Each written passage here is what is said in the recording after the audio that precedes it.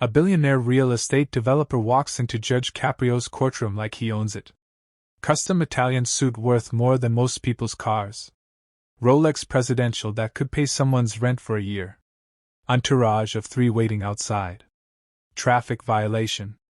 Red light camera. Should take 5 minutes. But from his first word, he makes it clear he doesn't think rules apply to him. Judge Caprio reviews the case. The CEO interrupts. Let me save you some time. How much is this going to cost me? I'll write a check right now, and we can both get back to more important things. Judge Caprio looks up slowly. Sir, this is a court proceeding, not a business transaction. The CEO smirks. Everything's a business transaction, Your Honor. I own shopping malls, office buildings, hotels. I own people like you. What happens next, when a judge reminds a billionaire that money can't buy respect, becomes the most devastating takedown in courtroom history.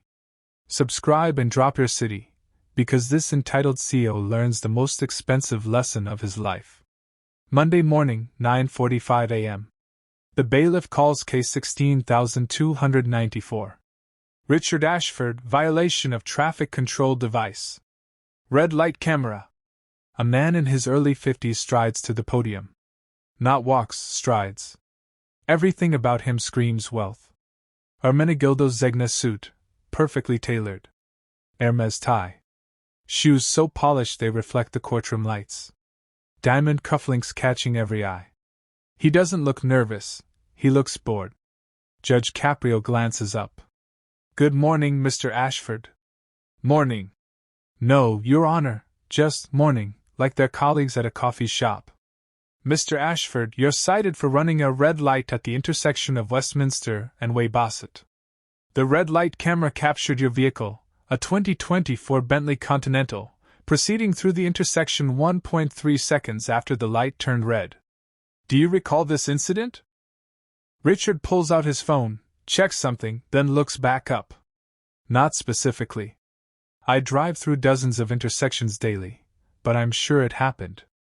Your cameras don't lie, right? The evidence supports the citation. Yes. Great. So, how much do I owe? He reaches into his jacket, pulls out a leather checkbook. Actual checks, like it's 1985. Let's settle this so I can get to my 10:30 meeting. I have investors flying in from Dubai and they don't wait. Judge Caprio's expression remains neutral. But something flickers in his eyes. Mr. Ashford, this isn't about settling. This is a court hearing to determine. With all respect, Your Honor, I know how these things work. I ran a red light. I'm guilty. I'll pay the fine. Let's not waste each other's time with theater. You tell me the number, I write the check, we both move on with our lives. Mr. Ashford, the fine for red light violation is $85. $85? He laughs, genuinely laughs. Your Honor, I spend more than that on lunch. Let me write you a check for $500. Consider it a donation to whatever fund you have, traffic safety, courthouse renovations, whatever. Judge Caprio's voice gets firmer. Sir, I don't accept donations in lieu of following proper legal procedure. Richard sighs heavily, like a parent dealing with a difficult child. Look, I understand you have a process. I respect that. But I'm a businessman. Time is money. My time is worth approximately $12,000 per hour based on my company's annual revenue and my working hours. That means every minute I stand here costs me $200. Can we expedite this? Mr. Ashford, your hourly rate doesn't change court procedure. Everything has a price, Your Honor. Everything. I've been in negotiations my entire life. There's always a way to make things move faster if you're willing to pay for efficiency. The courtroom is watching this unfold with growing discomfort. Is this man really trying to buy his way through a court hearing? Judge Caprio sets down his pen. Mr. Ashford, let me be clear. This court doesn't operate on your timeline or your financial principles. We operate on the law. You'll participate in this hearing like every other citizen who appears before me. Richard's smile fades slightly. I'm not every other citizen, Your Honor. I employ over 2,000 people. I pay more in taxes in 1/4 than most people earn in a lifetime. I sit on 5 corporate boards and 3 charitable foundations. My company is worth $1.8 billion. I think that entitles me to a little flexibility in how we handle an $85 traffic ticket. Judge Caprio leans back, studying Richard carefully. Mr. Ashford, your financial success is admirable. Your employment of 2,000 people is commendable. But none of that gives you special treatment in this courtroom. I'm not asking for special treatment. I'm asking for efficient treatment. There's a difference. Efficient treatment is what everyone receives here. You're getting the same process as the person who came before you and the person who will come after you. Richard's patience, what little he had, snaps. Your Honor, do you know who I am? I don't mean that as arrogance. I mean it literally. Do you know what Ashford Development Corporation is? I'm aware of your company. Yes. Then you know I develop commercial real estate throughout New England. Office buildings, shopping centers, luxury condos. I've built half of downtown Providence's skyline over the last 20 years. He gestures vaguely toward the window. The building 3 blocks from here, mine. The hotel across the street, mine. The parking structure where I parked my Bentley this morning, also mine. I'm aware you're a significant property owner. I'm not just a property owner. I'm an economic engine for this city. When I build a project, it creates hundreds of construction jobs. When I lease space, it generates tax revenue that pays for schools, roads, police, courts. People like me. He catches himself, but doesn't stop. People like me keep cities like Providence running. Judge Caprio's expression hardens almost imperceptibly. People like you, business leaders, developers, entrepreneurs, the people who take risks, create jobs, generate wealth. We're the ones who make everything else possible. I see. And where do people like me fit into your worldview, Mr. Ashford? Richard realizes too late that he's walked into dangerous territory, but his ego won't let him retreat. Your Honor, I didn't mean any disrespect. I'm just saying there's a hierarchy to society. Some people create value and some people maintain systems. Both are necessary, but one is more economically vital than the other. So, judges maintain systems and billionaires create value. In simplest terms, yes. You enforce laws that people like me operate within. It's complementary, not competitive. Judge Caprio's voice drops to just above a whisper. Mr. Ashford, would you say I work for you? Richard hesitates. He knows this is a trap, but his arrogance propels him forward. In a philosophical sense, yes. My taxes pay your salary. The economic activity my company generates funds the court system. So in that framework, you could say public servants serve taxpayers.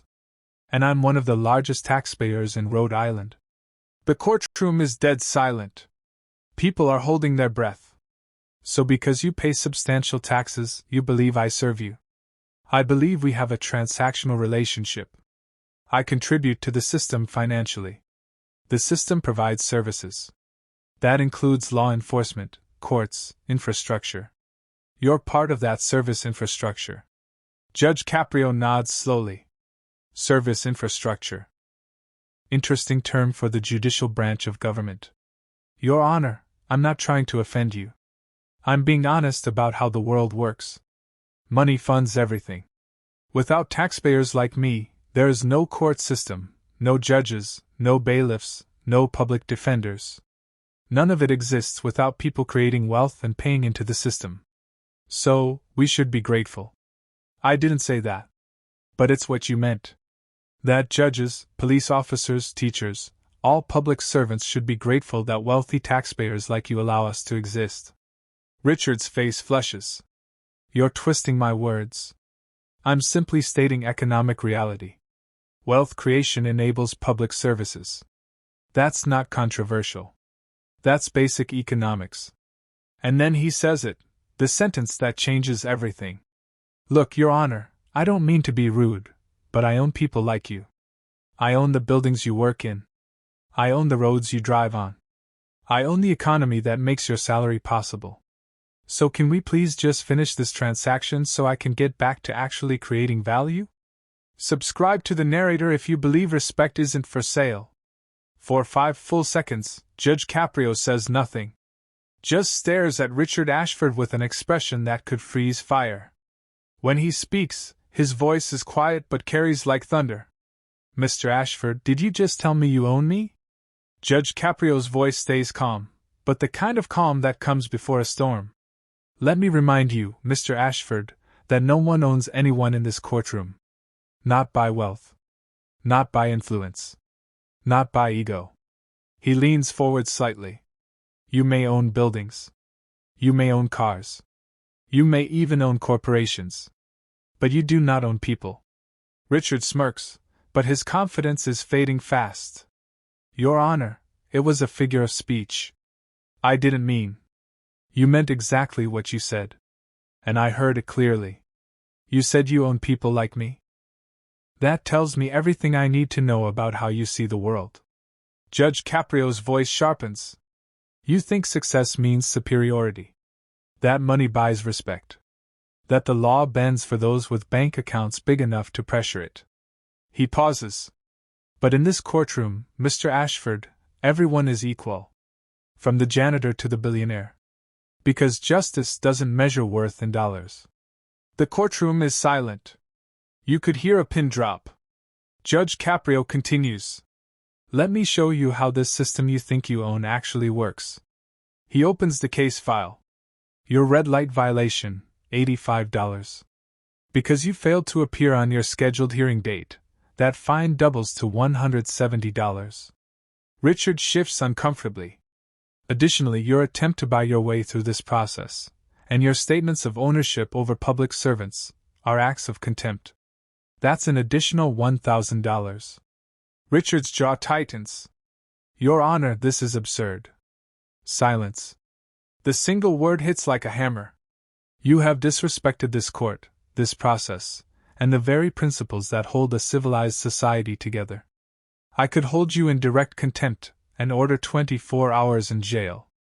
But I suspect humiliation will teach you more than confinement. He signs the order. $1,170 fine, payable within 30 days. Failure to pay will result in a warrant. Richard opens his mouth, then closes it. There's nothing left to say. Judge Caprio leans back. Let me leave you with this thought, Mr. Ashford. You build buildings. I build balance. You create wealth. I create fairness. You measure success in dollars. I measure it in dignity. And today, you're bankrupt in the only currency that truly matters, respect. The courtroom erupts, soft applause at first, then louder. Even the bailiff can't hide a smile.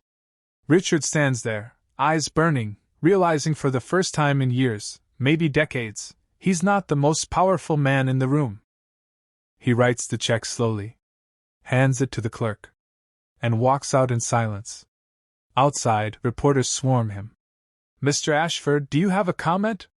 He just mutters one line before getting into his Bentley. I thought I could buy time. Turns out, I just bought humility. 3 days later, clips of the hearing flood social media. CEO tells judge he owns him, instantly regrets it. Judge Caprio delivers most savage courtroom reality check ever. The narrator's channel explodes with comments. This is justice. This is why money should never mean power. Judge Caprio, the voice of reason in a world gone arrogant. A week later, Richard Ashford issues a statement. I disrespected a man who represents what I forgot, accountability. I apologize to Judge Caprio and to the people who look up to me. Wealth without humility is just noise. And that day, for once, the billionaire learned something money couldn't buy: perspective.